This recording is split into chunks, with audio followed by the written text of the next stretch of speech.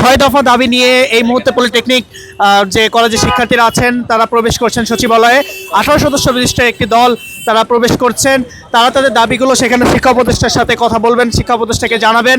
পাশাপাশি গতকালকে আমরা লক্ষ্য করেছি ঢাকায় কিন্তু 7 রাস্তা তারা অবরোধ করেছিলেন। তাদের যে দাবিগুলো ছিল 6 দফা দাবি, সেই দাবির প্রেক্ষিতে আজকে আমরা যেমনটা লক্ষ্য করেছি কিছুক্ষণ পূর্বেই তারা সচিবালয়ে প্রবেশ করেছে তাদের দাবিগুলো নিয়ে, এবং তারা এই দাবিগুলো সেখানে শিক্ষা উপদেষ্টার সাথে কথা বলবেন এবং সংশ্লিষ্ট যারা দায়িত্বপ্রাপ্ত আছেন তাদের সাথে কথা বলবেন এবং তাদের যে দাবিগুলো আছে সেই দাবিগুলো সেখানে উত্থাপন করবেন বলে আমরা জেনেছি। এবং সেখানে কিন্তু শিক্ষা উপদেষ্টার সাথে তাদের একটি বৈঠক হওয়ার সম্ভাবনা রয়েছে।